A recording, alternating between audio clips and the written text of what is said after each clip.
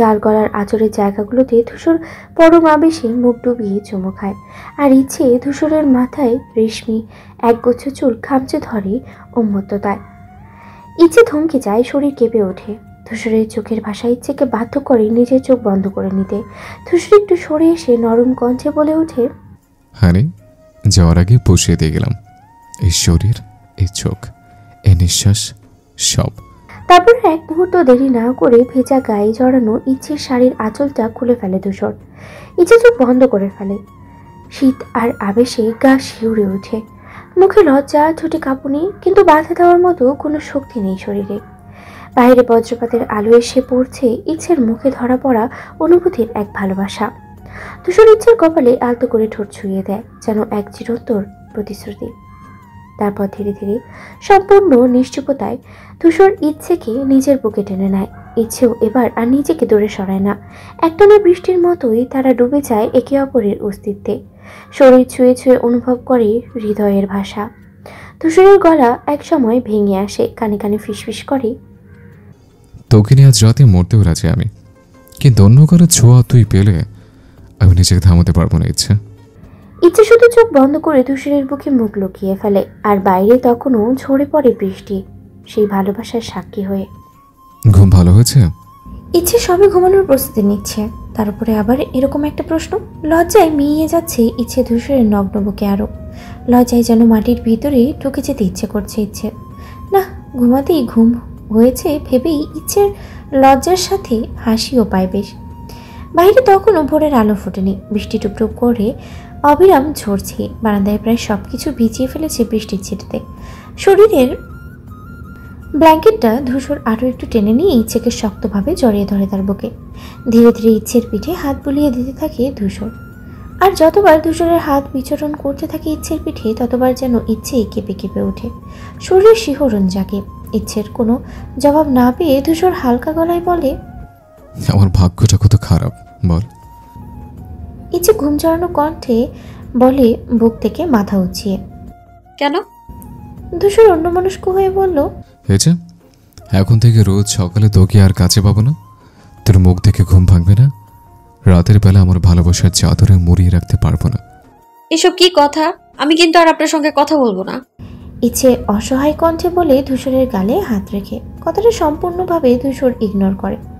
ইচ্ছে যে মন খারাপ হয়েছে ভালোভাবেই বুঝতে পেরেছে। যাওয়ার কথা শুনেই মেয়েটা নিজের কি অবস্থা করে ফেলেছে ভেবেই ধূসর দীর্ঘশ্বাস ফেলে। ইচ্ছেকে আরো নিজের সাথে মিশিয়ে নিয়ে দুষ্টুমি কণ্ঠে বলে, ঘড়ি, নিজেকে বেসামল লাগছে, অনেক কন্ট্রোললেস হয়ে যাচ্ছে। বৃষ্টি থামা পর্যন্ত তোমাকে আরেকটু ভালোবাসি। ইচ্ছে লজ্জায় বলে, কি শুরু করলেন আপনি? শুরু না করতে শুরু করেছে, এইভাবে মিথ্যা লেগেছেন, তার থেকে শুরু করি। ধূসর তাকিয়ে দেখে ইচ্ছের চোখের কার্নিশে পানি। তাড়াতাড়ি ইচ্ছের গালে হাত রেখে বলে ওঠে, ঘড়ি, খারাপ লাগছে? বলছো না, কি হয়েছে? কাঁদছিস কেন? ব্যথিত দৃষ্টিতে তাকিয়ে থেকে ইচ্ছে লজ্জায় রাঙা অবস্থায় ধূসরের হাত টেনে পিঠের উপরে রেখে বলে, ব্যথা করছে। ধূসর চোখ খিচিয়ে হাসি তৃপ্তির হাসি। 27 বছরের জীবনে এমন প্রশান্তি কখনো পায়নি সে। তার বাহুবন্ধনে আবদ্ধ মেয়েটির জন্য আজ সে দুনিয়ার সবচাইতে সুখী মানুষ। ধূসর ইচ্ছেকে এক ঝটকায় বুকের উপর থেকে নামিয়ে বালিশে শুইয়ে দেয়। ধীর স্থিরভাবে ইচ্ছের পিঠে হাত বুলিয়ে দিতে থাকে। তার প্রতিটি স্পর্শে কোথায় যেন হারিয়ে যেতে থাকে মেয়েটা। ধীর স্থিরভাবে ধূসর ইচ্ছের চোখের দিকে তাকিয়ে থেকে বলে ওঠে, এটাই স্বাভাবিক, আমি হাত বুলিয়ে দিচ্ছি সোনা, ঠিক হয়ে যাবে। ইচ্ছে স্বস্তির শ্বাস ফেলে। তার জীবনের শ্রেষ্ঠতম পুরুষটির দিকে মায়াভরা চোখে তাকিয়ে থাকে। ধূসর হঠাৎ রহস্যময় হাসি হেসে বলে, red strawberry, can we take the applicated bath together? গলা পর্যন্ত ব্ল্যাঙ্কেট টেনে তড়িঘড়ি করে উঠে বসে ইচ্ছে। কালো শাড়িটা মেঝেতে লুটোপুটো খাচ্ছে। লজ্জায় মাটির ভিতরে ঢুকে পড়তে বা লুকিয়ে পড়তে ইচ্ছে করছে ইচ্ছের আবারও। ধূসরও উঠে বসতে বসতে দুষ্টুমির স্বরে বলল, কি ব্যাপার, রেড স্ট্রবেরি এত দাঁতে রয়েছে? বেচারি ভাবতে থাকে কখন সে হ্যাঁ বলেছে। ভাবাভাবির মধ্যেই ইচ্ছে কিছু বলে উঠবে, টোন ইচ্ছেকে কিছু বলার সুযোগ না দিয়ে ধূসর নিজের বাহুতে এক ঝটকায় ইচ্ছেকে তুলে ফেলে।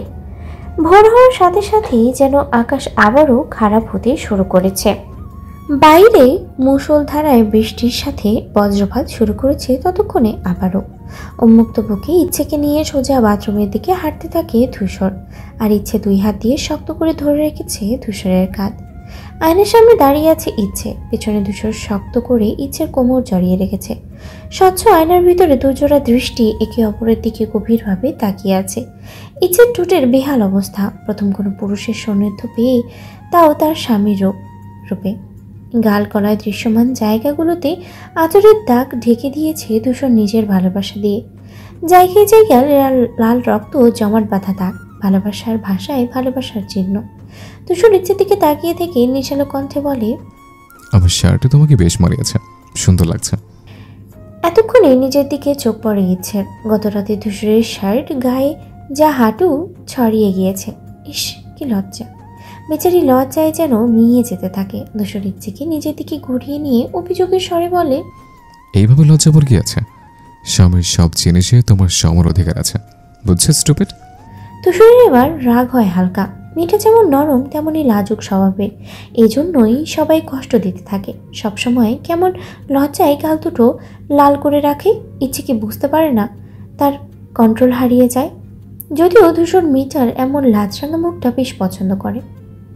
অর্ণবের সাথে ফোনে কথা বলতে বলতে তাহসিন এক হাতে কোনোই সোফায় হাতলে রেখে অন্য হাতটা কপালে ঠেকায়। বাইরে সকালের তেজি আলো, ঘরের ভিতরে শান্ত পরিবেশ, মাঝে মাঝে রান্নাঘর থেকে আসা হালকা শব্দ। দীর্ঘদিন পর 2 দিনের ছুটি পেয়েছে। ধূসর চলে যাবে সেই জন্য অনেক কষ্টে অর্ণব ম্যানেজ করে নিয়েছে। তাই আজ ঘরে থাকার একটুখানি বিলাসিতা অনুভব করছে। মেডিকেল ক্যাম্পে গত কয়েকটা সপ্তাহ ছিল ধকলের, তাই শরীরটাও একটু বিশ্রাম চাইছে। ক্যাম্পের জন্য জয়ের বিয়েতেও যেতে পারেনি, তবে মনটা তাহসিনের শান্ত না। অর্ণবের কণ্ঠস্বর আর ধূসরের চিন্তাগুলো যেন একটু বেশি জাগিয়ে তুলেছে।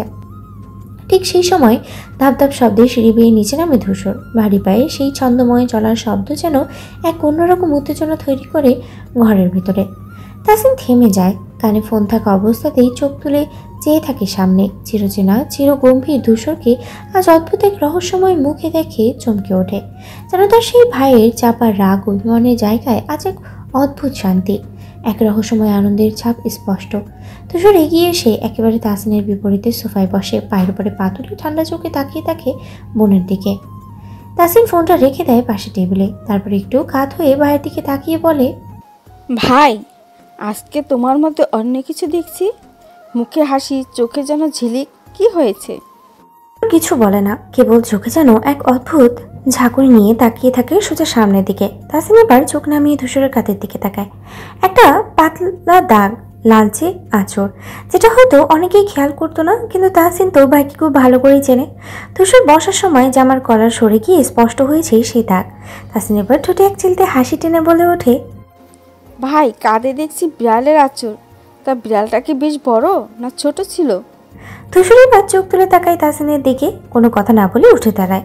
2 পা এগিয়ে আসে, ঘরের বাতাস হঠাৎই ভারী হয়ে ওঠে। তারপর ধীরে ধীরে ঝুঁকে আসে তাহসিনের কানে, নিঃশ্বাস ছুঁয়ে বলে কিছু একটা, একেবারে নিচু গলায়, যেন বাইরে দুনিয়ার কেউ তার না শুনতে পারে। তাহসিন চোখ বড় করে তাকিয়ে থাকে ভাইয়ের দিকে। ধূসর তখন আর কিছু না বলে সোজা দরজা দিয়ে হাঁটা দেয়। গাইনি বিশেষজ্ঞ হওয়ার সুবাদে মেয়েলি সবকিছুই যেন সবসময় হাতের কাছেই থাকে তাহসিনের। প্রয়োজন পড়লেই ব্যাগ হাতড়ে পেয়ে যায় যা দরকার। আজও তার ব্যতিক্রম হয়নি। ধূসর যেদিকে হেঁটে গেল সেদিকেই এবার স্থিরভাবে তাকিয়ে থাকে তাহসিন। কিছুটা হাসি চোখে মুখে ভেসে ওঠে। এরপর ধীরে ধীরে ব্যাগের চেইন খুলে ভেতর থেকে কিছু একটা বের করেন। নির্দিষ্ট উদ্দেশ্য নিয়েই যা দরকার বেছে নেয়। চোখে মুখে যেন এক ধরনের মনস্থির করা দৃঢ়তা। পায়ের শব্দ ঠাই ঠাই কানে বাজতে থাকে। উপরের দিকে সিঁড়ির দিকে এগোতে থাকে তাহসিন। চারিদিকে এখন আর রাতের শুনশান অন্ধকার নেই, বরং সারা রাতের তাণ্ডব শেষে প্রকৃতি যেন নিজেকে ধুয়ে মুছে ফেলেছে। আকাশ জুড়ে নীলচে মেঘের আনাগোনা, মাঝে মাঝে সূর্যের টকটকে তাপ নেমে আসছে মাটির গায়ে। সেই রোদের তীব্রতা যেন একরকম নিঃশব্দ হুঁশিয়ারি, কিছু ঘটতে চলেছে। অন্যদিকে রূপালী ছোট আয়নার সামনে বসে আছে ইচ্ছে। পরনে ধূসরের সাদা টি শার্ট, যার গায়ে একেবারে ওভারসাইজ হয়ে গেছে, হাঁটু অব্দি নেমে এসেছে। সাথে কালো ট্রাউজার, যেটা কেবল ঘরের আরামের মানায়। লম্বা চুলগুলো পিঠ পেরিয়ে মেঝেতে লুটিয়ে আছে, পানি টুকটুক করে পড়ছে নিচে। আয়নার সামনে বসে ধীরে ধীরে নিজের মেকআপ বক্স থেকে কনসিলার নিয়ে হাতে ও ঘাড়ে থাকা নখের আঁচড় আর লালচে গভীর দাগের উপর হালকা করে চাপ দিচ্ছে। এক একটা দাগ ঢাকার সাথে সাথে ইচ্ছের বুক ধকধক করে ওঠে। লজ্জায় ও ধূসরের স্পর্শের স্মৃতিতে কাল দুটো রক্তিম হয়ে ওঠে। কোনোভাবেই কেউ ওর দাগগুলো দেখে ফেললে কি বলবে, এই ভেবে নিজেকে লুকিয়ে ফেলতে ইচ্ছে করে ওর। অথচ সবাই তো ধূসর করেছে, এতটাই জোরে, এতটাই অধিকার নিয়ে, যা নিজের কাছে বিশ্বাস হয় না ইচ্ছে। হঠাৎ দরজার আলতো শব্দে ঘাড় ঘুরিয়ে তাকায় ইচ্ছে। দরজা ধীরে ধীরে খুলে যায়। ভেতরে ঢুকে তাসিন। তাসিনকে দেখে ইচ্ছে মুহূর্তেই থমকে যায়, চোখ বড় হয়ে যায় বিস্ময়ে। বহুদিন পরে বোনকে সামনাসামনি দেখে যেন কিছুক্ষণ বুঝে উঠতে পারে না কিছু। তাসিন মৃদু মুচকি হাসে, চোখের কোণে খানিক জল জমেছে ওর। সামনে এসে দাঁড়িয়ে থেকে যায়, ভালো করে দেখে নেয় এই ইচ্ছে কি সেই আগের ইচ্ছে। ধূসরের সাদা টি শার্টে ভেজা চুলে আরেকটু নারীত্বের ছাপ নেওয়া, চোখে মুখে কি এই মেয়েটাই তার ছোট বোন? চোখের কোণ ভিজে আসছে, ঠোঁট কাঁপছে তাসিনের। এক পা এগিয়ে এসে হঠাৎ করেই জড়িয়ে ধরে ইচ্ছেকে। মিস ইউ আপু, তোমায় অনেক অনেক মিস করেছি জানো। ইচ্ছে কণ্ঠে অসহায় ভালোবাসা আর অভিমান গলিয়ে এক হয়ে গেছে। ইচ্ছে হতবাক হয়ে যায় কিছুক্ষণের জন্য, চোখের পাতা না ফেলে শুধু তাকিয়ে থাকে আয়নায় নিজের প্রতিবিম্বের দিকে। তারপর হঠাৎ মুখ ফিরিয়ে নেয় ইচ্ছে, ঠোঁট ফুলিয়ে রাগী মুখে বলে, মুখ উল্টিয়ে ফেলেছে ইচ্ছে, যেন পুরোনো দিনের সেই বাচ্চা ইচ্ছে তাসিনের কোলে বসে রাগ করে মুখ গুটিয়ে বসে থাকতো। তাসিন হেসে ফেলে, সেই আগের মতোই মিষ্টি নির্ভেজাল এক হাসি। ধীরে ধীরে হাতটা বাড়িয়ে ইচ্ছের মাথায় আলতো করে রাখে, আঙুল বুলিয়ে দিতে থাকে। বাচ্চা মতো তোদের বাকি থাকবে চিরকাল, তবুও তোরা আমার বোন, ঠিক আগের মতোই। নির্জন সেই কক্ষে নীরবতা খানিকটা ভাঙিয়ে একটি শব্দে, ট্যাবলেটের পাতার কচকচে আওয়াজ। তাসিন হাত বাড়িয়ে ইচ্ছে থেকে একটি ছোট সাদা ট্যাবলেট এগিয়ে দেয়, কণ্ঠ স্বাভাবিক তবে তীক্ষ্ণ, যেন প্রতিটা শব্দের ভিতরে লুকিয়ে আছে অনির্বাচনীয় কোনো রহস্য। এটা খেয়ে নিস। খুব স্বাভাবিক ভঙ্গিতেই বলে তাসিন। ইচ্ছে অবাক চোখে তাকিয়ে থাকে কিছুক্ষণ, তারপর ধীরে ধীরে বলে ওঠে, কি এটা আপু? তাসিন কিছু বলে না, এরপর নীরব চাপ চোখে মুখে। তারপর ঘুরে দাঁড়িয়ে দরজার দিকে পা বাড়ায়। ঠিক বেরিয়ে যাওয়ার আগে থেমে গিয়ে পিছনে না তাকিয়ে ঠান্ডা গলায় বলে ওঠে, তোর স্বামী পাঠিয়েছে যাতে আমি ফুপি হই আরও দেরিতে, বুঝছিস পাগল? শব্দগুলো যেন সময়ের সঙ্গে সঙ্গে ছুরির মতো কেটে ফেলেছে ইচ্ছের চিন্তার প্রভাব। মুহূর্তেই মুখে রক্তের ছায়া ছড়িয়ে পড়ে, লজ্জায় আর এক অজানা উত্তাপে বুকের ভিতরে যেন দাও দাও করে চলতে থাকে। ইচ্ছে চোখ বন্ধ করে ফেলে, একবার চাইলেও দৃষ্টি ফিরিয়ে নিতে পারে না সেই ছোট্ট ট্যাবলেটের থেকে। তাসিন চলে যায়, পিছনে পড়ে থাকে এক অবাক আহত কাঁপতে থাকা মেয়ে। ইচ্ছের মন চিৎকার করে যেন বলতে চায়, এই অসভ্য এই পাগলটা কিভাবে পারলো এমনটা করতে? নিজের বড় বোনকে দিয়ে পাঠাচ্ছে এসব, কি অমানবিক, কি নির্লজ্জ, কি ভয়ঙ্কর। ইচ্ছে কাপা হাতে ট্যাবলেটটি তুলে নেয়, হৃদস্পন্দন বেড়ে যায় কয়েক গুণ। ইচ্ছে লজ্জায় ভাবতে থাকে পালিয়ে যাবে কোথাও দূরে, এতটা দূরে যেখানে ধূসর ভাই আর খুঁজে পাবে না তাকে।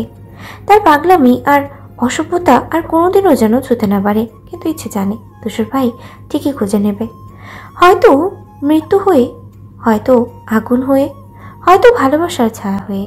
তার কানে তখনও বাজে তাসিনের শেষ কথা, চুলটা ভালো করে হেয়ার ড্রায়ার দিয়ে শুকিয়ে নিস। লজ্জায় রাঙা হয়ে ইচ্ছে ট্যাবলেটটা ছুঁয়ে দেখে, আজ নিজেকে কেমন বড় লাগছে তার। বড় কারণ কেউ একজন তাকে এতটা গুরুত্ব দিয়েছে, এতটা ভালোবেসেছে। সে কারোর ভালোবাসার মানুষ, শুধু ভালোবাসা বললে ভুল হবে, সে কারোর পাগলামির কারণ। তুষার ভাইয়ের বলা কথাগুলো বারবার মাথার মধ্যে ঘুরতে থাকে, প্রতিটি বাক্য, প্রতিটি স্পর্শ যেন ইচ্ছের ভিতরটাকে কাঁপিয়ে দিচ্ছে। গাল গরম হয়ে ওঠে, বুকের ভেতরে হালকা কাঁপুনি। চেয়ারটায় বসে থাকা অবস্থায় এক দৃষ্টিতে তাকিয়ে থাকে হাতের ট্যাবলেটের দিকে। হঠাৎ চোখের কোণ ভিজে ওঠে, এক ফোঁটা পানি নীরবে গড়িয়ে পড়ে গাল বেয়ে। ইচ্ছে ভাবে সে কি এতটাই ভালোবাসার যোগ্য ছিল? তার সেই অসভ্য পুরুষ যে রাগে, ভালোবাসায়, অহংকারে সব সীমানা পেরিয়ে দিয়েছে তাকে, তাকে ঘিরেই যে এক অদ্ভুত ভালোবাসার গল্প লেখা হচ্ছে। কাঠের একটা পুরনো চেয়ার, তার সঙ্গে দড়ি দিয়ে হাত পা বাঁধা অবস্থায় বসে আছে অনু, মুখ শুকনো, চোখ আধ খোলা। সকালে কোচিং যাওয়ার সময় ধূসরের লোকজন ওকে তুলে এনেছে, কিন্তু কেন তা এখনো অনুর কাছে অজানা। ঘরের এক পাশে ঠেস দিয়ে দাঁড়িয়ে আছে তৃণু আর রাদীপ, দুজনেই নীরব, ধূসরের প্রতিটা পদক্ষেপে নজর রাখছে। ধূসর থমকে দাঁড়ায়, চোখে যেন এক নিষ্ঠুর আগুন, বুক ভরা রাগ আর অভিমান, গলার স্বর কাঁপছে। কিন্তু তবুও নিজেকে ঠান্ডা রাখার চেষ্টা করছে। অনু হঠাৎ চোখ মেলে তাকায় ধূসরের দিকে। ঠোঁট শুকিয়ে এসেছে, কিন্তু কণ্ঠে ভয় ঢাকতে চায় না সে। আমাকে কেন তুলে এনেছেন আপনি? আমি যদি ভাইয়াকে বলে দিই আপনি আমাকে অপহরণ করেছেন, তাহলে কিন্তু তাসনিন আপুর সাথে ভাইয়ের বিয়েটা ভেঙে যাবে মিস্টার ধূসর। তৃণু ও রাদিফ একে অপরের দিকে তাকায়। অনু সাহসের এই উল্টোপাল্টা কথা শুনে রাগেই ধূসরের চোখ মুখ লাল হয়ে ওঠে, কিন্তু ঠোঁটে ফুটে ওঠে সেই রহস্যময় ঠান্ডা একরোখা হাসি। ধীরে ধীরে ধূসর অনুর খুব কাছে গিয়ে মুখ নামিয়ে আনে। গলার স্বাদটা যেন ছুরির মতো ধারালো। তাই না? তাহলে ইচ্ছাকে সমুদ্রের পানিতে ধাক্কা দেওয়ার ঘটনাটাও বলে দিই আমি, কেমন অনু? ধূসরের কণ্ঠস্বর কেমন ঠান্ডা চোখের খনির মধ্যে লাগে অনুর। কি ভয়ঙ্কর, কি নিঃসঙ্গতা! ওর চোখ মুহূর্তেই বড় হয়ে যায়, মুখের রং কেমন মুহূর্তেই ফ্যাকাশে রং ধারণ করে। হাতে নাতে ধরা খেয়েছে, তবে এতদিন পরে ধূসর কেন তার সাথে ছলচাতুরি করছে? অনু ধূসরের চোখের দিকে তাকিয়ে বুঝতে পারে এই মানুষটা তার খেলার পাত্র নয়, বরং সঠিক সময়ের অপেক্ষায়। এতদিন চুপ ছিল। ইচ্ছেকে সেদিন কেন ধাক্কা মেরেছিলে সমুদ্রে? আসল উদ্দেশ্য কি? কে পাঠিয়েছে তোমাকে? অতি ঠান্ডা মাথায় পরপর প্রশ্নটা করে বসে রাদিফ। ধূসরকে দিয়ে তার বিশ্বাস নেই, কখন যে হাত তুলে ফেলবে বলা মুশকিল। ইচ্ছের ব্যাপারে ছেলে মেয়ে কাউকেই ছাড় দিতে নারাজ ধূসর, অন্তত এতটুকু ভালোভাবেই জানে বাকি যার বন্ধু। আমি ইচ্ছেকে ধাক্কা মারিনি, কতবার বলবো? বিনা কারণে তুলে এনেছেন আমায়। এই কথা যদি ভাইয়ের কানে পৌঁছায় তাহলে দেখবেন আপনার কি অবস্থা করে।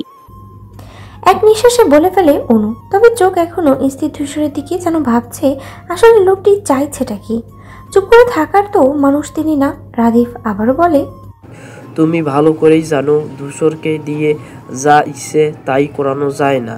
ইচ্ছের ব্যাপারও ও ছেলে মেয়ে কাউকে রেহাই দেয় না। এখন সময় আছে, বল কেন করছো?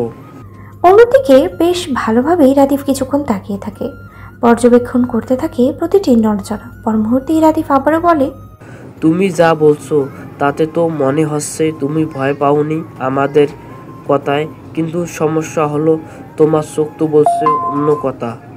অনু এবার মুখ ঘুরিয়ে নেয়, ঠোঁট চেপে ধরে, যেন নিজের চোখকে থামাতে পারছে না। ধূসর এবার ধীরে ধীরে সামনে এগিয়ে আসে, মাটি ঠুকরে জুতার শব্দ করে ওঠে, তারপর থেমে গিয়ে অনুর একদম সামনে দাঁড়িয়ে যায়। তুই যদি বলিস তুই কিছু করিস নি, তাহলে তুই কি করেছিলিস সেটা বল। একটা শব্দ যদি আমার ইচ্ছের বিপরীতে যায় তাহলে মাটিতে পুঁতে ফেলবো জ্যান্ত। গলা এতটাই নিচু আর স্থির যে শুনলেই মনে হয় এক একটা শব্দ মৃত্যুর নির্দেশ। অনু কেঁপে ওঠে, চোখ নিচু করে ফেলে। ধূসরের ধৈর্য তখন আগুনের মতো জ্বলছে, কপালের ভাঁজ পড়েছে অনেক, চোখ রক্তচক্ষু। ধূসরের এক মুহূর্ত সহ্য করতে না পেরে ধপ করে এগিয়ে গিয়ে সজোরে অনুর গালে থাপ্পড় বসিয়ে দেয়। অনুর মাথা ঘুরে উঠে চোখ বড় বড় করে তাকিয়ে থাকে ধূসরের দিকে। মুহূর্তেই চোখের কোণে জল জমে, তারপর হু হু করে কেঁদে ওঠে। অনুর কান্না ঘর কাঁপিয়ে তোলে। ঠোঁটের কোনো ফেটে গিয়ে রক্ত গড়িয়ে পড়ছে নিচে, একটা সরু লাল রেখা ঠোঁট বেয়ে গাল ছুঁয়ে পড়ে নিচ্ছে, যেন নীরব চিৎকারে রক্তমাখা সাক্ষী। ধূসর দাঁড়িয়ে থাকে নড়াচড়া না করে, নিঃশ্বাস পাড়ি, চোখ জ্বলে উঠছে আবারও রাগে অথবা ভয়ঙ্কর কোনো প্রতিক্রিয়ায়। তৃণু আর রাদিফ তখনই ছুটে আসে, ধূসরকে টেনে সরিয়ে ফেলে অন্যর কাছ থেকে। তৃণুর সামনে দাঁড়িয়ে রাগ চেপে গলা নিচু করে গম্ভীর স্বরে বলে, এবারও কি বলবে না? না আবার আমাদের হাত তুলতে বাধ্য করবে? রাদিফ অনুর দিকে তাকিয়ে বলে, এখনো সময় আছে, সত্যি কথা বল। আমরা কিছু করিনি এখনো তোমার সঙ্গে। তোমার মুখ থেকে শুধু সত্যটা চাই জানতে। অনু কাঁধে মুখ ঢেকে কাঁদছে, ঠোঁট কাঁপছে, কিন্তু গলা থেকে কিছু বের হচ্ছে না। নিঃশ্বাস ছোট ছোট, যেন বুকের মধ্যে কষ্ট জমে গেছে, অথচ বলার সাহসটাই নেই। তৃণু এবার কিছুটা নরম হয়ে বলে, তুমি বলো অনু, কার সাথে মিলে করছো? অর্ণব এসব জানতে পারলে আহত হবে ভীষণ।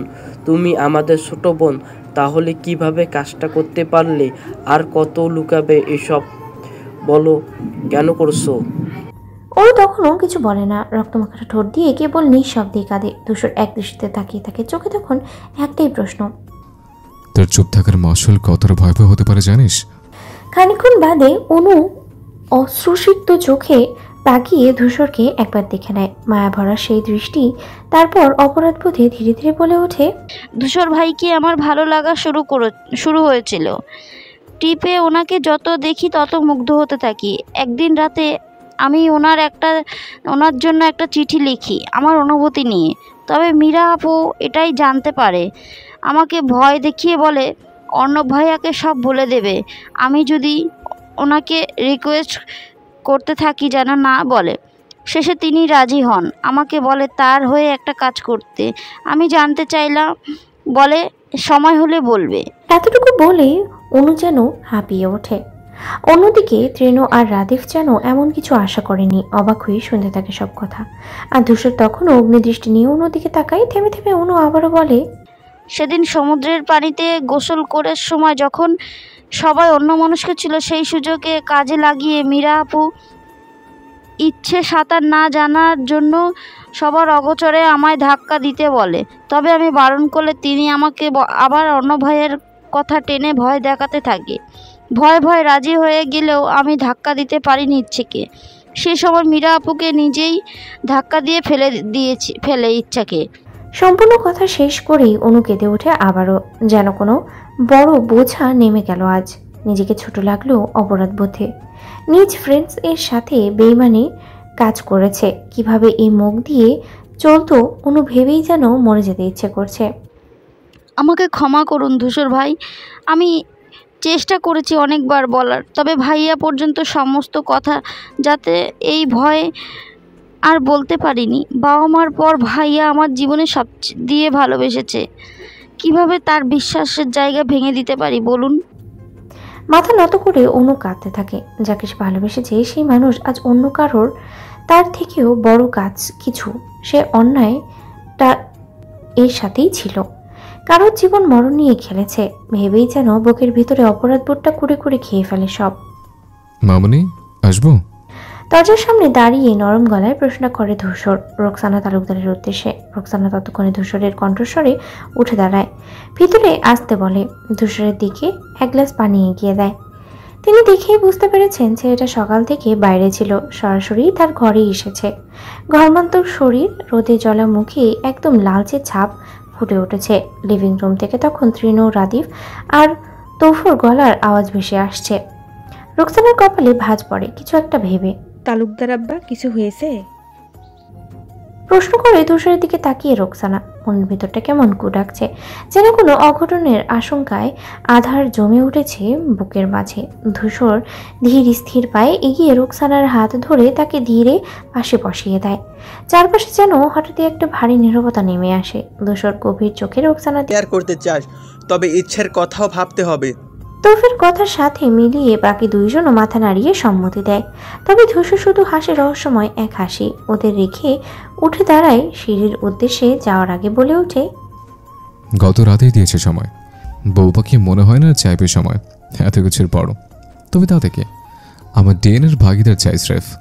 ধূসর চলে গেলেও রেখে যায় পেছনে অবাক করা চোখজোড়া তিন মূর্তি। কি বলে গেল ধূসর, এখনই ভেবেই যেন নিজেদের লজ্জা লাগে। তৃণ তো হাই হুতাশ করে কপাল চাপড়েই বলে, moral of the story, the gate ভিড় রহস্যহীন পশ্চাৎ আমাদের লজ্জা দিয়ে গেল। আমরা এতদিন যারে ভোলা ভালা ভেবে রোমাঞ্চ শিখাইতাম, তলে তলে সে এসবের উপর পিএইচডি করেছে, ভাবা যায় রাদিফ? বলে তৌফ। দুপুরের প্রহর চলছে, বাইরে তপ্ত রোদে চারদিকে যেন পড়ে যাচ্ছে আকাশ জুড়ে রোদ আর ধুলার মাখামাখি। বাতাস নিথর, চারপাশে কেমন একটা অলস ভারী নিস্তব্ধতা নেমে এসেছে। কিন্তু ধূসরের শরীরের ভেতরে যেন ঠিক তার উল্টো কিছু, এক ধরনের অনির্বাচনীয় অস্থিরতা, তীব্র টান। লিভিং রুমের কেন্দ্র থেকে ধূসর উঠে সোজা সিঁড়ি বেয়ে উপরে উঠতে থাকে। কোনো কথা নয়, একমাত্র লক্ষ্য, ইচ্ছে। চোখে মুখে ছায়া লেগে আছে এক অজানা ভাবনার। পায়ের শব্দটুকুও যেন নীরবতার গায়ে লাগতে চায় না। তবু ধীরে ধীরে সিঁড়ি বেয়ে এসে উপরের দিকে উঠে যায় ধূসর। ইচ্ছের ঘরের দরজার সামনে আসতেই ধাক্কা দেওয়ার আগে দরজাটা নিজে থেকেই সরে যায়। কাছের বাতাসে হয়তো সামান্য চাপ পড়েছিল, কিংবা কে জানে, দরজা নিজেই বুঝে গেছে ধূসর এসেছে। ধূসর কোনো শব্দ না করে ঘরের ভিতরে এক পা করে প্রবেশ করে। নিঃশব্দ নির্ভুল শিকারীর মতো স্থির পায়ে এগিয়ে আসে। দৃষ্টি চারপাশে ঘুরে অবশেষে স্থির হয় বারান্দায়। দিভানে শুয়ে আছে ইচ্ছে। মেয়েটার বুকের উপরে রাখা একটা বই, খোলা পাতায় ছড়ানো দুপুরের আলো। চুলগুলো এলোমেলোভাবে মুখে ছায়া ফেলেছে। নিঃশ্বাস ফেললেই বুক ওঠানামা করছে ধীরে ধীরে। ক্লান্ত, নিশ্চিন্ত ঘুমে তলিয়ে আছে। ধূসর দাঁড়িয়ে পড়ে। চোখে ফুটে ওঠে এক ধরনের নেশা, ভয়াবহ রকমের শান্ত, অথচ ভেতরে ঘূর্ণির মতো তোলপাড় করা স্পন্দন। এমন দৃশ্য হাজারবারের কল্পনা করলেও চোখের সামনে এভাবে দেখা ধূসরকে কেমন যেন আচ্ছন্ন করে তোলে। এই মেয়ে, এই ঘুমন্ত অবয়ব, আজকের পরে আবার কবে দেখা হবে? আবার কবে সেভাবে নিশ্চিন্ত ঘুমে থাকবে তার পাশে? ভাবতে ধূসরের চেহারা পাল্টাতে থাকে। ঠোঁট শক্ত হয়ে আসে, চোখের কোণা ভর্তি হয়ে আবেগের অমোঘ চাপ, যেন ভেতরের যন্ত্রণাটুকু কণ্ঠ রোধ করে তাকে দাঁড়িয়ে রাখতে বাধ্য করছে। ধীরে ধীরে ধূসর এগিয়ে যায় ইচ্ছের দিকে, পা ফেলে একেবারে নিঃশব্দে, যেন সময়টুকু বুঝে উঠতে না পারে তার গমন। আর ইচ্ছে এখনো ঘুমিয়ে। ধূসর কাছে পৌঁছে এক ঝলক তাকায়, যেন মনে গথে নিতে চাইছে প্রতিটি রেখা, প্রতিটি নিঃশব্দের ছন্দ। এই মুহূর্তটা, এই দৃশ্যটার জন্য যুদ্ধের আগে একমাত্র শান্তি। অবশেষে ধূসর নিঃশব্দে ডিভানের পাশে বসে পড়ে, আর একটু ঝুঁকে চোখ রাখে ইচ্ছের মুখে। চোখে মুখে সেই দুঃসহ সত্য। এই শান্ত নিদ্রা হয়তো আজই শেষবারের মতো তার চোখে ধরা পড়েছে। এখনো কিছু না বলে ধূসর শুধু তাকিয়ে থাকে, কারণ ভিতরে এখন যা চলছে তা শব্দে প্রকাশ করা সম্ভব নয়। ইচ্ছের পরনের ওভারসাইজ ধূসরের টি শার্ট দিক থেকে শরীরের দৃশ্যমান জায়গাগুলোতে লাল দাগ স্পষ্ট হয়ে উঠেছে। ঘরের নরম আলোয় ত্যাগগুলো যেন আরো স্পষ্ট, আরো জ্বলন্ত। ধূসর নিঃশব্দে তাকিয়ে থাকে ওদিকে, নীরব চোখে, গভীর অনুভূতিতে। প্রতিটা দাগ যেন তার নিজেরই অদৃশ্য ছাপ, প্রতিটা ছোঁয়া যেন তার অস্তিত্বের প্রমাণ। ইচ্ছে এখনো ঘুমে বিভোর, নিঃশব্দের শব্দ স্পষ্ট, বুকের ওঠানামার ছন্দ। ধূসর ধীরে ধীরে মুখ নামিয়ে আনে, খুব যত্নে, খুব গোপনে, যেন এই মুহূর্তটা কারোর কাছে ধরা না পড়ে। একের পর এক গভীর চুমু এগিয়ে দেয় সেই দাগগুলোর উপরে, যেন প্রতিটা দাগকেই সান্ত্বনা দেয়, প্রতিটা ছোঁয়াকে আশ্বাস দেয় সে ফিরে এসেছে, আজ এখানে, এখন ইচ্ছের পাশে। ইচ্ছে ঘুমের ঘরে ধূসরের স্পর্শে একসময় চোখ খুলে ফেলে, অর্থ জাগ্রত, কিন্তু ধূসরকে দেখে মনে হয় সে যেন চিরচেনা অস্তিত্ব একটা বরস ঘেরা, যার সারাদিনের অজানা আতঙ্ক, অপেক্ষা, নির্ভরতা সব এক নিমিষে ধূসরকে ছুঁয়ে যেন থেমে যায়। ইচ্ছে আবেগে ধূসরকে কাছে টেনে নেয়, শরীরের সমস্ত অবসন্নতা সত্ত্বেও শক্ত করে জড়িয়ে ধরে। ইচ্ছের কণ্ঠ ফিসফিসিয়ে, ঘুম ঘোরানো, আচ্ছন্ন, কিন্তু সেই কণ্ঠে থাকে একরাশ অভিমান ও বেদনার আবেশ। কোথায় ছিলেন আপনি? আজকে অন্তত আমার সাথে থাকুন প্লিজ। চলে গেলে আমি কার সাথে থাকবো, কার কাছে থাকবো আমি? ধূসর থামে, এক মুহূর্ত চোখ রাখে ইচ্ছের চোখে, তারপর সেই একই স্বরে নরম প্রতিশ্রুতিময় কণ্ঠে বলে, এই তো শোনা, তোর কাছে তো আছে, এবার আর কোথাও যাব না, দেখ।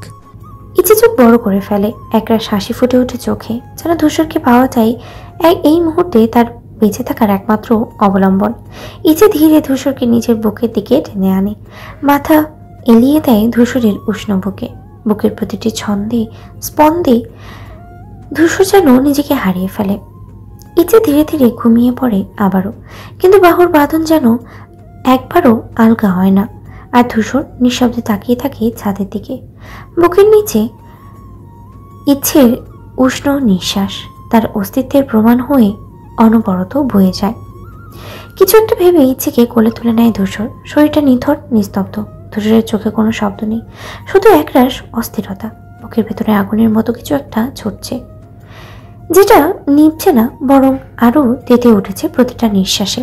ধীরে ধীরে হেঁটে আসে নিজের রুমে, দরজা ঠেলে ভেতরে ঢুকে ইচ্ছেকে সোজা বিছানায় শুইয়ে দেয়। মুখটা একবার দেখে কেমন শান্ত, অথচ ক্লান্তির রেখা স্পষ্ট। ইচ্ছে যেন কোনো যুদ্ধ জিতেছে, এখন ঘুমিয়ে পড়েছে, কিংবা ধূসর হার মেনেছে নিজের সমস্ত অস্তিত্ব নিয়ে।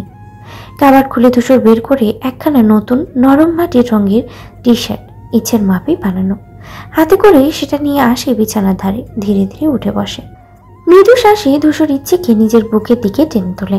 খুব সাবধানে, খুব সতর্কে, যেন একটা গুটিয়ে থাকা স্বপ্নকে ভেঙে ফেলার ভয় থাকে। নিজের পরানো ওভারসাইড কালো টি শার্টটা খুলে ফেলে ওর গা থেকে।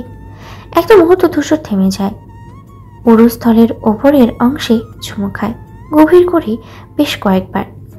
ট্রিপে গিয়ে কামড় বসিয়েছিল সেখানে জলে এখনো সেই দাগ, ধূসরের কেমন হিংসে হতে থাকে সেই দাগের উপরে। তারপর নিঃশব্দে তাকায় ইচ্ছের দিকে, তারপর নিঃশব্দে এগিয়ে আসে, সেই মাটির রঙের টি শার্ট পরিয়ে দেয় ওকে। হাতের ছোঁয়ায় একটুও দ্বিধা নেই, কিন্তু ভেতরে হাহাকার যেন চিৎকার করে বলে, তুই আমার, শুধু আমার। মেয়েটার গায়ে ভালোভাবে কাপড়টা ঠিক করে দেয় ধূসর, মাথার চুলগুলো সরিয়ে দেয় একপাশে, তারপর ধীরে ধীরে ইচ্ছেকে আবারও শুইয়ে দেয় বিছানায়। নিজেও উঠে আসে পাশে, নিজের বরণের কালো টি শার্টটা খুলে ছুঁড়ে ফেলে পাশে। কোনো রাগ ঢাক নেই, কোনো সাজানোর ভার নেই। এক দৃষ্টিতে আবার তাকিয়ে থাকে ইচ্ছের মুখে, তারপর টেনে তোলে ওকে নিজের বুকে। পুরো শরীরটা বুকের উপরে উঠিয়ে নেয়। এক হাত চলে যায় ইচ্ছের পিঠে, অন্য হাতে জড়িয়ে ধরে কাঁধ, এমনভাবে যেন আর কখনো কাউকে ছাড়বে না। যেন বুকের মাঝে ইচ্ছে ঢুকে গেলে তবেই সে নিঃশ্বাস নিতে পারবে। চোখ বন্ধ করে ধূসর বলে না কিছু, শুধু নিঃশব্দে ডুবে যায় ঘুমে। ঘুম ক্লান্তির নয়, সেটার নাম হাহাকারের অবসান। কারণ ইচ্ছে এখন তার বাহুতে, এই মুহূর্তে অন্য কোনো ভয় নেই। বাহুবন্ধনে ইচ্ছেকে বুকে নিয়ে ধূসর নিঃশব্দে ডুবে যায় নিদ্রায়। সে ঘুমিয়ে যায় গভীরতার অনেক বেশি, অনেক অন্ধকার, অনেক নিজের। যেন মৃত্যুর দোরগোড়ায় দাঁড়িয়েও সে শুধু এতটুকুই চায়, এই শরীর, এই শ্বাস, এই অস্তিত্ব শুধু তার থাকুক চিরদিন। হলুদ টিমটিমে আলোর নিচে রেলিং ধরে দাঁড়িয়ে আছে ইচ্ছে। অশ্রুসিক্ত চোখ দুটো নীরব দৃষ্টিতে তাকিয়ে আছে তালুকদার বাড়ির সদর গেটের দিকে। নিঃশব্দ বারান্দায় দাঁড়িয়ে ঠোঁটের কোণ ভিজে ঠান্ডা বাতাসে কাঁপছে ইচ্ছের উন্মুক্ত অপেক্ষা। চারিদিকে রাত ঘনিয়ে আসছে, যেন আকাশের অন্ধকার প্রতিফলিত হচ্ছে ইচ্ছের মনেও। কিছুক্ষণ আগেই ধূসর বেরিয়ে গেছে এয়ারপোর্টের উদ্দেশ্যে। হঠাৎ করেই যেন সময়ের গতি দ্রুত হয়ে গেছে ইচ্ছের জন্য। ধূসরকে রাখার জন্য সঙ্গে ইনায়েত তালুকদার, রফিক তালুকদার ও তৃণু সহ বাকি বন্ধুরা এয়ারপোর্ট পর্যন্ত সঙ্গেই গেছে। বাড়ির ভেতর এখন থমথমে পরিবেশ। হৈমন্তী ছেলের শোকে অসুস্থ হয়ে বিছানায় পড়েছেন। ঈশিতা ও রোকসানা হৈমন্তীর সাথেই আছে, বোঝানোর চেষ্টা করছে ধূসর তাড়াতাড়ি ফিরে আসবে। তবে মায়ের মন বুঝতে নারাজ, মুখে উদ্বেগ, চোখে অশ্রু। সবার মাঝেই এক ধরনের অনিশ্চয়তা আর চাপা আতঙ্ক কাজ করছে, কিন্তু কেউ প্রকাশ করছে না ঠিক করে। ইচ্ছে একা দাঁড়িয়ে আছে এখনো বারান্দায়। হৃদয়ের অস্থিরতা, চোখে প্রশ্ন, আর মনে শুধু ধূসরের শেষ কথা, যে কথাগুলো বিদায়ের আগে ধূসর বলেছিল নির্লিপ্ত কণ্ঠে, অথচ তীব্র শীতলতায় ভরা। আমার অস্তিত্ব যেখানে থাকবে আমি সেখানে না এসে পারি। ধূসরের কথাগুলো যেন প্রতিধ্বনিত হচ্ছে ইচ্ছের কানে বারবার। সেই দ্বারায় কাঁপুনি তুলে দেয় প্রতিটি শব্দ। কোনো অলৌকিক ছায়ার মতো সেই বাক্যগুলো পিছন থেকে ইচ্ছেকে যেন আষ্টে পিষ্টে জড়িয়ে ধরেছে, আর সেই ভরেই ইচ্ছে নিঃশ্বাস নিতে কষ্ট পাচ্ছে। ইচ্ছের চুল এলোমেলো হয়ে বাতাসে উড়ে যাচ্ছে, কিন্তু ইচ্ছের কোনো সারা শব্দ নেই। বুকের ভেতরে শুধু আশঙ্কা, যদি ধূসর ভাই আর না ফেরে, যদি এই যাওয়াটাই চিরকালের জন্য হয়। রেলিংয়ের ধাতব ঠান্ডায় আঙ্গুল জমে আসছে, কিন্তু মন জ্বলছে, চোখে অনড় দৃষ্টি। একটানা তাকিয়ে থাকলেও শূন্য গেটে যেন ধূসর ভাই আর আসবে না। ইচ্ছে চোখের সামনে ভাসতে থাকে ধূসরের শেষ আলিঙ্গনের শেষ স্পর্শ, বারবার পুড়িয়ে তুলছে তার অষ্টাদশের ছোট্ট হৃদয়। ইচ্ছে কল্পনায় ডুব দেয়। ধূসরের উষ্ণ বুকের মধ্যে মুখ লুকিয়ে অঝরে কাঁদছে ইচ্ছে। ধূসর কোনো বাধা দেয় না, শুধু স্থির থাকে। মনের ভেতরে সে তীব্র ঝড় বইছে, সেই ঝড়ের তাণ্ডবেই যেন নিজের হাত তুলে ইচ্ছের কান্না থামাতে সাহস হয় না তার। সবাই যেন স্থির হয়ে গেছে, শুধু ইচ্ছের কাঁপতে থাকা কাঁধ আর ফুপিয়ে ফুপিয়ে ওঠা নিঃশ্বাস বুঝিয়ে দিচ্ছে এই মুহূর্ত কতটা অসহ্য। ধূসরা সহ্য করতে না পেরে স্থিরভাবে হাত তোলে, দুই আঙ্গুলের সাহায্যে ইচ্ছের মুখটা তুলে ধরে নিজের মুখের সামনে বরাবর। ইচ্ছে চোখে পানি, কাঁপা কাঁপা ঠোঁট, লাল নাক। ধূসরের কেমন নেশা ধরে যায় ইচ্ছের চেহারায়। ধূসরার অপেক্ষা করে না, নিজের ঠোঁট নামিয়ে আনে ধীরে। ইচ্ছে নরম দুই ঠোঁটের ভাঁজে নিজের ঠোঁট মিলিয়ে দেয়। সময় থেমে যায়, চারিপাশে কেউ নেই, শুধু দুই শরীরের মাঝে জমে থাকা সব অপূর্ণতা, সব কথা, সব ভয় এক চুমুকেই যেন বলে দেয় না বলা সব অব্যক্ত অনুভূতি। চুমুটা ধূসর দীর্ঘ করে, স্থির আর গাঢ় করে, যেন এটাই শেষ স্পর্শ, শেষ অনুভব। ইচ্ছে হঠাৎই ধূসরের বুকের উপরে হাত দিয়ে ধাক্কা দিতে শুরু করে বারবার, কিন্তু সেই ধাক্কায় কোনো জোর নেই, শরীর যে মানছে না কিছু। ইচ্ছে ক্রমশ নিস্তেজ হয়ে পড়ছে ধূসরের বুকে। দুদেহে কেবল অস্থিরতা, হাহাকার আর অনিয়ন্ত্রণ আবেগ। ধূসর বুঝতে পারি ইচ্ছে চায় না সে যাক, এই বিধে ইচ্ছে সহ্য হচ্ছে না, আর ধূসরেরও না। ধূসর নিজের ঠোঁট সরিয়ে নেয়, কিন্তু চোখ সরায় না ইচ্ছের কোমল মুখবয়ব থেকে। এরপর আর দেরি না করে ইচ্ছেকে শক্ত করে বুকে জড়িয়ে ধরে ধূসর, যেন এই আলিঙ্গনেই সব কিছু আটকে ফেলতে চায়। ধূসরের কণ্ঠস্বর কেঁপে ওঠে, তবে নিজেকে নিয়ন্ত্রণ করে নিয়ে ফিসফিস করে ইচ্ছের কানে বলে ওঠে, দ্রুত ফিরে আসবো ঘুরে, আর কাঁদিস না। এভাবে তুই ভেঙে পড়লে আমি কিভাবে চাই বলতো? কথা দিচ্ছে তোর অসভ্য পুরুষ ঠিক দ্রুত ফিরে আসবে। কথাটা ইচ্ছেকে বলে ওঠে ধূসর, তবে চোখের কোণে জমা এক বিন্দু পানি নীরবে গড়িয়ে পড়ে ইচ্ছের আড়ালে। সেই পানি বলে দিতে থাকে যেন ইচ্ছেময়ী ধূসর মিথ্যে কথা বলছে, সে ফিরবে না, ফিরবে না, তার জীবন যে অনিশ্চিত। অন্যদিকে ইচ্ছে কাঁদতে কাঁদতে ক্লান্ত হয়ে গেছে, শুধু ধূসরের বুকে মাথা রেখে নিঃশব্দে শব্দহীন সম্মতি যেন দেয়, আপনার ঘুড়ি অপেক্ষা করবে, দ্রুত ফিরে আসবেন অশুভ পুরুষ। দেখতে দেখতে বেশ কয়েকদিন পার হয়ে গেছে। বাড়ির পরিবেশ আগের থেকে শান্ত। ইচ্ছের মাধ্যমিক পরীক্ষা শেষ হয়েছে এরই মধ্যে। ধূসর চলে যাওয়ার 3 দিন পর থেকে পরীক্ষা শুরু হয়েছে, টানা পরীক্ষাই হয়েছে, আজকেই শেষ পরীক্ষা। বাইরে আজকে মাথার উপরে জ্বলন্ত সূর্য, তপ্ত রোদে লোকজন ঘেমে অস্থির। রাস্তায় গা ঘেঁষে দাঁড়িয়ে থাকা গাড়িগুলো গরমের ধাতব গন্ধ ছড়াচ্ছে, বাতাসে যেন আগুনের গন্ধ লেগে আছে। সারা রাস্তা ধুলো আর ঘামে স্যাঁতস্যাঁতে হয়ে আছে। রাস্তার একপাশে গাড়ির সামনে বুকে হাত গুজে গম্ভীর ভঙ্গিতে দাঁড়িয়ে আছে তৃণ। মাথায় রোদ পড়ছে সরাসরি, তবে নড়ছে না একটু। 7-8টা ঘামের বীজে শরীরে লেগে গেছে, রোদের চোখ কুচকে আছে, গা বেয়ে টপটপ করে ঘাম গড়াচ্ছে, কিন্তু দৃষ্টিটা এক বিন্দুও নড়ে না সামনে স্কুল গেট থেকে। পরীক্ষা শেষ হওয়ার ঘন্টা বেজেছে কিছুক্ষণ আগে। স্কুলের গেটের আশেপাশে অভিভাবক আর ছাত্রছাত্রীদের ভিড়। তিনি একটু উঁচু হয়ে গেটের ভিতরের দিকে তাকিয়েছে বারবার। সে এসেছে ঈশিতা আর ইচ্ছেকে নেধে, দুজনেরই সিট একসাথেই পড়েছে। এর মধ্যে তৃণ আর ঈশিতার ব্যাপারটা সবার জানা হয়ে গেছে, কোনো কিছু লুকানো যায়নি আর। তৃণও লুকোবার মানুষ তো নয়, তাই কেউ আর অবাক হয়নি, বরং সবাই খুশি বেশ। রোদে দাঁড়িয়ে থাকা অবস্থায় চারপাশের কোলাহল আর গরম বাতাসের মধ্যেও এক ধরনের অস্থিরতা লেগে আছে তৃণের ভেতরে। চোখে মুখে যেন চাপা টেনশন, দাঁড়িয়ে থাকলেও যেন প্রস্তুতি ছুটে যাওয়ার জন্য। পিছনে গাড়ির কাছে সূর্যের আলো ঝলসে উঠছে, কাঁধের পাশ দিয়ে ঘাম গড়িয়ে নামছে তৃণের। গলার শিরদাঁড়ায় টান টান, দাঁতে চেপে রেখেছে কোনো ভাবনা, কোনো ভয়, বা হয়তো ধূসর নামক অনুপস্থিতির ছায়া। অপেক্ষার প্রহর যেন আর কাটে না, শুধু সামনের গেটটা খুলে বের হবার অপেক্ষা। একটি মুখ, দুটি চেনা চেহারা, তবে তৃণের চোখ বরাবর আটকে যাচ্ছে একটিতেই, যার জন্য তার রক্তে এই রোদও আজ সহনীয়, যার জন্য সে ধূসর নামক ভয়াল প্রতিপক্ষের সামনে দাঁড়াতে পারে নির্ভয়ে। এমন সময় ছাত্রছাত্রীর ভিড় ঠেলে ধীরে ধীরে বাইরে বেরিয়ে আসা ঈশিতা আর ইচ্ছে। বাইরে রোদ যেন দগ্ধ লোহার মতো ঝাঁপিয়ে পড়ছে শরীরে। গরমে এক একটা নিঃশ্বাস যেন ভার হয়ে উঠেছে। ঈশিতার মুখে ক্লান্তির ছাপ থাকলেও চোখে মুখে পরীক্ষার শেষ হবার এক প্রকারের প্রশান্তির রেখা। হালকা হাঁপাতে হাঁপাতে সে বলে, উফ, অবশেষে শেষ। আর কদিন যদি এমন গরমে কাটাতে হতো আমি মরেই যেতাম শিওর। পরীক্ষা নামক বাস আর নিতে হবে না। ইচ্ছে চুপ করে হাঁটতে থাকে। ঈশিতার আনন্দ ওর মুখে কোনো প্রতিফলন ফেলে না, বরং কপালের উপর দিয়ে গড়িয়ে পড়া ঘামের ফোঁটার মতো বিষয়তা জমে থাকে ওর চোখে মুখে। মন আজ ভারী, ঘন মেঘে ঢাকা আকাশের মতো। তুই কিছু বলছিস না কেন? ঈশিতা এবার ওর দিকে তাকিয়ে প্রশ্ন করে। ইচ্ছে থেমে নরম গলায় বলে, আজ 20 দিন হয়ে গেল ইস্যু, ধূসর ভাই একবারও খোঁজ নেয়নি, একটা মেসেজ, একটা ফোনও না। তুই বল, মানুষ কিভাবে পারে চুপচাপ থাকতে?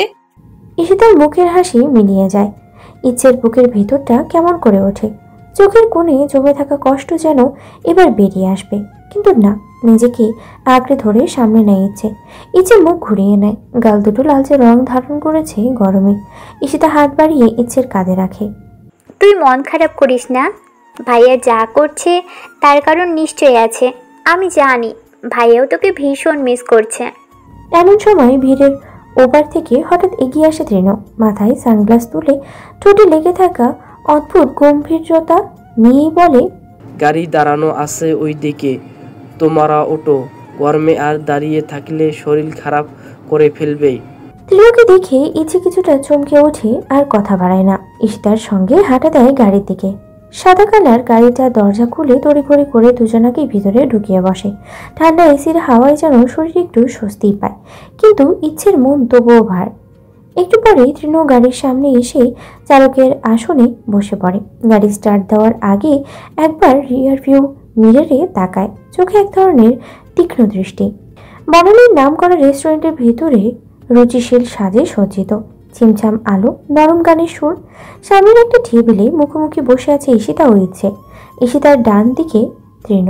শেষ পরীক্ষার পরে একটু স্বস্তির নিঃশ্বাস নিতে ঈশিতা ও ইচ্ছেকে এই রেস্টুরেন্টে নিয়ে এসেছে তৃণ। ছোট উদযাপনের ইচ্ছে নেই, তবে এখানেও ইচ্ছে চুপ করে বসে আছে। চোখ থাই সুপের উপরে চলে গেছে জানালার উপরে। কোনো অজানা শূন্যতায় আটকে আছে দৃষ্টি। ঠোঁট দুটো সোজা রেখায় যেন বাঁধা। চোখে অবসন্নতার আবরণ, কাঁধে যেন এখনো অদৃশ্য কোনো একটা ভার। ঈশিতা ও তৃণ ইচ্ছের এমন উদাসীন আচরণ খেয়াল করে। ইচ্ছের উদাসীনতা কিছুটা কমানোর জন্য তৃণ টেবিলে রাখা মেনু কার্ড তুলে দিয়ে গলায় একরাশ আলতো উদ্দীপনা এনে বলে, ইচ্ছে কি খাবে বলো, অর্ডার দেই। অনেকক্ষণ হলো এখনো কিছু অর্ডার দেওয়া হয়নি। তৃণের কণ্ঠস্বর ছিল কোমল, পরিপক্ক আর সদয়, যেন একান্ত মনোযোগে কারোর ভাঙা ভেতরটা বুঝে যাওয়ার চেষ্টা। ইচ্ছে একটু চমকে থাকে তৃণের দিকে, একটু মুখে হাসি টেনে বলে, তৃণ ভাইয়া আপনি অর্ডার দিন, তাহলেই হবে। ইচ্ছের গলা শান্ত, নরম, তবুও যেন কোথাও একটা অদৃশ্য কম্পন। শিষ্টতা রক্ষার এক প্রাচীন শৈলীতে বলা শব্দগুলো শুনে ঈশিতা একবার নিচু গলায় নিঃশ্বাস ফেলে। তৃণ যেন আর বলার মতো কিছুই খুঁজে পায় না, শুধু গভীরভাবে তাকিয়ে একবার ইচ্ছের মুখে দেখে, তারপর মেনু কার্ডের পৃষ্ঠা উল্টাতে থাকে। অবশেষে তৃণ অর্ডার দেয় ফ্রাইড রাইস, চিকেন, স্যালাড আর ঈশিতার একরোখা পছন্দের কথা মাথায় রেখেই তার জন্য বার্গার আর কোল্ড কফি। কিছুক্ষণ পর ওয়েটার ট্রে হাতে এসে খাবার টেবিলে দিয়ে যায়। ক্ষুধা তাড়নায় ঈশিতা বার্গার তুলে নেয়। প্রথম কামড়ে যেন কিছুটা স্বস্তি খুঁজে পায়। তৃণ নিচের দিকে এগিয়ে নেয় কোল্ড কফির গ্লাস। এক চুমুকে ঠোঁট ছোঁয়ায় সেই ঠান্ডা ধাতব স্বাদে। এরপর তৃণ ইচ্ছের দিকে তাকিয়ে বলে খাওয়ার জন্য। ইচ্ছেও বাধ্য মেয়ের মতো খাবার এগিয়ে নিয়ে নিজের সামনে নিয়েছে। ইচ্ছে চুপচাপ চামচ তুলে ভাত মুখে তুলে এক লোকমা, কিন্তু গিলে ফেলার মুহূর্তেই চেহারার রং বদলে যায়। মুখটা কেমন ফ্যাকাশে হয়ে আসে, গলা পর্যন্ত উঠে আসে এক অদ্ভুত অস্বস্তি। ভেতরটা গুলিয়ে ওঠে, পেটটা যেন মোচড় দিয়ে ওঠে হঠাৎই। কোনো কিছু বোঝার আগেই ইচ্ছে চেয়ার থেকে উঠে পড়ে, হন্তদন্ত হয়ে খাবার টেবিলে ফেলে দিয়ে ছুটে যায় ওয়াশরুমের দিকে। পেশেন্ট পর্যন্ত পৌঁছাতেই ইচ্ছের শরীর কেঁপে ওঠে। ইচ্ছে ঠোঁট কামড়ে এক ঝটকায় বমি করে দেয়। অথই তরলে গলা জ্বালিয়ে উঠে আসে, চোখে পানি, বুকের ভেতরটা খালি হয়ে যায় হঠাৎই। পেটে হাত চেপে ধরে আবারও বমি করে ইচ্ছে। অনুভব হয় যেন পেটের ভেতরে সব কেঁপে কেঁপে উঠছে, নাড়ি ভুড়ি সব যেন বেরিয়ে আসছে। ইচ্ছের এমন অনুভব হতেই থাকে। পেছন থেকে ঈশিতা দৌড়ে এসে ইচ্ছের কাজ চাপটে ধরে। শান্ত হ, একটু ধৈর্য ধর। ইচ্ছের হঠাৎ এমন কাজে ঈশিতাও বেশ ভয় পেয়ে যায়। অন্যদিকে বেশ কিছু সময় পর চোখে মুখে পানি ছিটিয়ে নিস্তেজ দেহ নিয়ে ইচ্ছে ওয়াশরুম থেকে বের হয়। ঈশিতার কাঁধে ভর দিয়ে কোনো মতে নিজের ভারসাম্য রেখে পায়ে কাঁপুনি, মুখে লজ্জা আর কিছু একটা অজানা ভয়। শরীরের জোর পায় না ইচ্ছে। সকালে না খেয়ে এসেছিল, তার উপরে এখন শরীর একদম ছেড়ে দিয়েছে। তৃণ ততক্ষণ টেবিলের পাশে দাঁড়িয়ে পড়েছে চিন্তায়। মেয়েটাকে নিয়ে বাড়ির সবাই এমনিতেই সারাক্ষণ চিন্তা করে, তার উপরে এখন অসুস্থ হয়ে পড়েছে। ইচ্ছেকে সঙ্গ করে ঈশিতার সাথে করে এনে চেয়ার টেনে বসিয়ে দেয়। তৃণের দিকে তাকিয়ে ঈশিতা কিছু না বলে কেবল চোখ দিয়ে ইঙ্গিত করে বলে, ঠিক আছে, তেমন কিছু হয়নি। এদিকে কাউন্টারের ভিড় কমে এলে বিল মিটিয়ে তৃণ আর এক মুহূর্ত দেরি না করে ঈশিতা আর ইচ্ছেকে নিয়ে গাড়িতে উঠে বসে। ঈশিতার কাঁধে মাথা দিয়ে ইচ্ছে ততক্ষণে চোখ বন্ধ করে ফেলেছে। শুধু মাঝে মাঝে তৃণ ড্রাইভের সাথে সাথে মোবাইলে কিছু টেক্সট পাঠায়। কিছুক্ষণ পরেই তালুকদার বাড়ির গেট পেরিয়ে বাড়িতে পৌঁছে যায়। তৃণ দরজা খুলে ইচ্ছেকে নামতে সাহায্য করে। একে একে সবাই বাড়িতে প্রবেশ করে। শুধু ইচ্ছে নিজের ঘরে যাওয়ার আগেই তৃণ আর ঈশিতাকে বলে, এসব কারো কাছে বলার দরকার নেই। আমি সকাল থেকে কিছু খাইনি, মাথা ঘুরছে, তাই এই জন্যেই হয়তো বমি, টেনশন করার কিছু নেই। তৃণ মাথা নাড়িয়ে সম্মতি প্রকাশ করলে ইচ্ছে আর দেরি না করে সোজা সিঁড়ি বেয়ে উপরে উঠতে থাকে। আর ঈশিতা তৃণর দিকে বিদায় নিয়ে সেও ইচ্ছের পিছনে পিছনে উপরে উঠে যায়। ততক্ষণে ইচ্ছে সোজা গিয়ে ধূসরের ঘরে ঢুকে পড়ে। যবে থেকে ধূসর আমেরিকায় রয়েছে তবে থেকেই ইচ্ছের নিজের দুনিয়া বানিয়ে রেখেছে ধূসরের সেই ঘরকে। ইচ্ছে ধীর স্থিরভাবে কাবার্ড খুলে ধূসরের একটি টি শার্ট বের করে আনে। ধীর নরম হাতে শার্টটার প্রতিটা ভাঁজ স্পর্শ করতেই থাকে, যেন একে একে ধূসরের অস্তিত্বটাকেই ছুঁয়ে যাচ্ছে। টি শার্টটাকে নিজের বুকে জড়িয়ে ধরে। শার্টের তনুত্বতে আটকে থাকা ধূসরের গন্ধটুকু গভীরভাবে টেনে নেয় নিঃশব্দে। মুহূর্তেই ইচ্ছের চোখ বুঝে আসে। মনে হয় যেন ধূসর ভাই ঠিক এই মুহূর্তে তাকে জড়িয়ে ধরে আছে, সেই পুরনো ছায়ার মতো পরম যত্নে। হঠাৎই ইচ্ছে শরীরটা কেঁপে ওঠে। গলার কাছে দলা পাকিয়ে থাকা আবেগ আর ধরে রাখতে না পেরে শব্দ করে কেঁদে ওঠে। আর চোখের পানি সোজা গিয়ে পড়ে ধূসরের শার্টের উপরে। সেই ফোঁটা দুটো যেন ব্যথা, অভিমান আর ভালোবাসার ঘন সংমিশ্রণ। ধূসর ভাই পাশে নেই, তবে রেখে যাওয়া প্রতিটা জিনিস এখন ইচ্ছের কাছে অমূল্য, একমাত্র আশ্রয়। টি শার্টটা বুকের কাছে শক্ত করে জড়িয়ে ধরে ইচ্ছে ধীরে ধীরে শুয়ে পড়ে বিছানায়। শরীরটা ভালো না, সঙ্গে পরীক্ষা দিয়েও টান টান টেনশন, সব মিলিয়ে এক অজানা ক্লান্তি ইচ্ছেকে নিঃশেষ করে দিচ্ছে যেন। চোখ দুটো ভারী হয়ে আসে। মনের ভেতরে ধূসরকে নিয়ে হাজারো চিন্তা ঘুরে বেড়ালেই শরীর আর সাড়া দেয় না। কখন যে ঘুমিয়ে পড়ে ইচ্ছে নিজেও টের পায় না। বুকের কাছে আঁকড়ে ধরা টি শার্টটা যেন বলে দেয় সেই মানুষটা কতটা গভীরভাবে মিশে আছে অষ্টদশী নিঃশ্বাসে। বিকেল গড়িয়ে সন্ধ্যা। এমন সময় ঘুম থেকে উঠে ফ্রেশ হয়ে ইচ্ছে নিচে নামে। শরীর এখন কিছুটা ভালো, তবে সবকিছু কেমন গন্ধ লাগছে ইচ্ছে নাকে। এমন ভাবতে ভাবতে ইচ্ছে ধীরে ধীরে সিঁড়ি বেয়ে নামতে থাকে। নিচে নেমে দেখে অর্ণবের বাবা আরমান সাহেব ও তার সহধর্মিণী এসেছেন। তাসিন আর অর্ণবের বিয়ে আগামীকাল, গায়ে হলুদ দিয়ে শুরু। এসব নিয়ে হলরুমে কথাবার্তা চলছে। আরমান সাহেবের স্ত্রী ইচ্ছেকে দেখতে পেয়ে বলেন, ইচ্ছে মা, কেমন আছিস? এইভাবে শুকিয়ে গেছিস, খাওয়া দাওয়া ঠিক মতো করিস না? ইচ্ছে অপ্রস্তুত হেসে বলে, পরীক্ষার চাপে আমার হয়েছে আন্টি, ঠিক আছি আমি। আরমান সাহেবের স্ত্রীও আর কিছু বলেন না। ইচ্ছেকে তিনি বরাবরই পছন্দ করেন। ভীষণ শান্তশিষ্ট মেয়েটা, লাজুক আর নরম স্বভাবের। কিছুক্ষণ পর কথাবার্তা শেষ হয়। অর্ণবের বাবা মা বিদায় নেয়। অন্যদিকে তাসিন, ইচ্ছে আর ঈশিতা একসাথে সোফায় বসে গল্প করতে শুরু করে। কালকে বিয়ে নিয়ে কিসব প্ল্যানিং শুরু করে দেয় তারা। তালুকদার বাড়িতে আজ এক অন্যরকমের উন্মাদনা। সকাল থেকেই সাজগোজ রব, প্রতিটি কোণে যেন এক অদ্ভুত উত্তেজনার স্বর। কাঁচা ফুলের গন্ধে চারপাশটা মোমো করছে। বাতাসে লেগে আছে শুদ্ধতা আর অপেক্ষার হালকা সাজ। ডুপ্লেক্স বাড়িটির প্রতিটি দেয়াল, জানালা, বারান্দা সবকিছুতেই হলুদ রঙের ছায়া। আজ তাসিনের গায়ে হলুদের অনুষ্ঠান। বাড়ির সামনে বিশাল লনে নির্মিত হচ্ছে হলুদের জন্য স্টেজ। ছাউনির নিচে ফুল আর কাপড়ের ঝাল দিয়ে তোরণ সাজানো হয়েছে। গাঁদা ফুলের মালা একে একে সাজিয়ে দিচ্ছে একদল কর্মী। কারোর মুখে ক্লান্তি নেই, সবার মুখেই শুধু ব্যস্ততা। সিঁড়ির রেলিং থেকে শুরু করে প্রবেশ পথ পর্যন্ত প্রতিটি জায়গায় ফুলের কাজ দেখভাল করছেন দুই ভাই রফিক আর ইনায়াত তালুকদার। নীরবতা ভেঙে রফিক এক শ্রমিককে কড়া গলায় বলে ওঠেন, ওই দিকের মালগুলো একবারে বাঁকা হয়ে আছে, ঠিক করে লাগাও। আমাদের বাড়ির মেয়ে, কোনো ত্রুটি চলবে না। ইনায়াত পাশে দাঁড়িয়ে চোখ টিপে সব কিছু দেখে গলা ছেড়ে বলে ওঠে, ওই বাদিকে একটু আলো বাড়াও, সন্ধ্যা নামলেই ওই অংশটা অন্ধকার হয়ে যাবে। অন্যদিকে রান্নাঘরের দিক থেকে ধোঁয়া উঠছে। রান্না চলছে বিরাট আকারে। রোকসানা আর হৈমন্তী সামনে পেছনে ছোটাছুটি করছেন। কেউ রসুন খুঁজছে তো কেউ পনিরের বাক্স। সানা, দই কোথায় রেখেছিস? হৈমন্তী হঠাৎ বলে, ফ্রিজের ভেতরে আছে ভাবি, এই সাইডে। রোকসানা দ্রুত জবাব দেয় হৈমন্তীকে। সবকিছুর মধ্যে একটা চাপা অস্বস্তি যেন ভেসে বেড়াচ্ছে বাতাসে। বাড়ির ছেলে বাড়িতে নেই, অথচ বড় বোনের বিয়ে। এদিকে রফিক সাহেব একবার ছাদে গিয়ে চারিদিকে দেখে নেমে আসে, মুখে একটা দুশ্চিন্তার রেখা। বড় ভাই, বেহারা ছেলেটা কোথায় গেল? সকালে ওকে বলেছিলাম গাড়ির ব্যবস্থা দেখতে। চিন্তা করিস না রাফু, আমি দেখছি। এই সাজের মধ্যে থেকেও কেউ কেউ একে অপরের চোখে অদ্ভুত বার্তা বিনিময় করে নিচ্ছে, চুপি চুপি নিঃশব্দে। বাড়ির লোকজন ছাড়া আরও কিছু অপরিচিত মুখ দেখা যাচ্ছে ভিড়ে, যারা অনুষ্ঠান উপলক্ষে আজকে একত্রে। সব ব্যস্ততা হাসাহাসির মাঝেও তালুকদার বাড়ির আকাশে যেন ধীরে ধীরে জমে উঠেছে এক অজানা স্নায়ুচাপ। অন্যদিকে তাসিনের ঘরে বসে ঈশিতা, রুহি আরও কাজিনদের সাথে মিলে তাসিন গায়ে হলুদের ড্রেস বেছে নিচ্ছে। ব্যস্ত হয়ে চিন্তা করছে কে কোনটা পরবে, কোনটা সাজে বেশি ভালো লাগবে। রুহিও পাশে বসে নিজেদের সাজসজ্জা নিয়ে মতামত দিচ্ছে।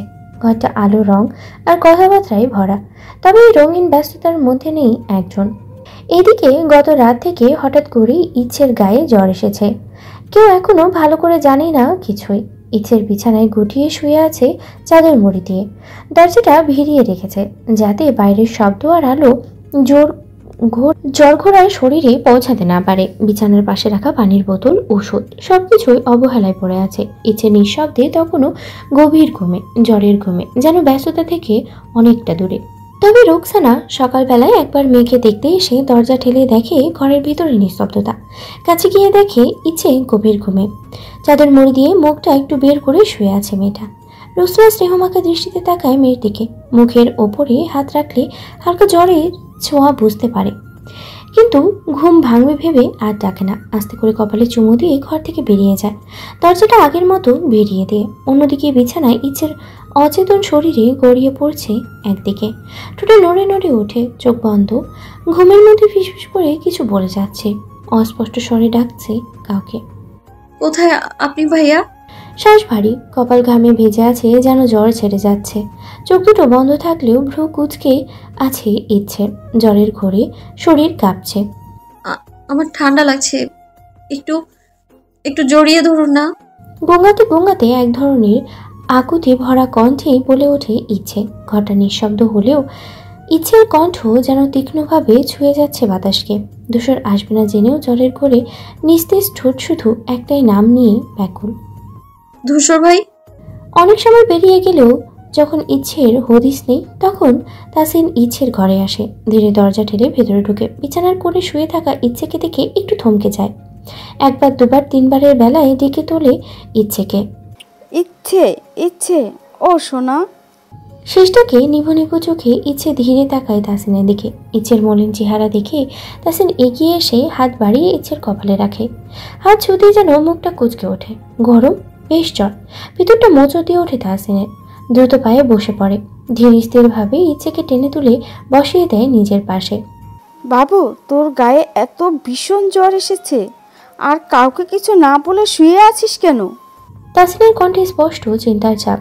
ইচ্ছে ধীর শান্ত গলায় জবাব দেয়, যেন নিজের ক্লান্তি লুকাতেই যায়। আমি ঠিক আছি আপু, জ্বর হুট করে এসেছে, এই জন্য কাউকে বলার সুযোগ হয়নি। তুমি যাও, আমি ফ্রেশ হয়ে আসছি। তাসিন চোখে চোখ রেখে চুপচাপ কিছুক্ষণ তাকিয়ে থাকে, তারপর মাথা নাড়িয়ে বলে, ঠিক আছে, তাড়াতাড়ি নিচে আয়, আমি মেডিসিন নিয়ে আসছি।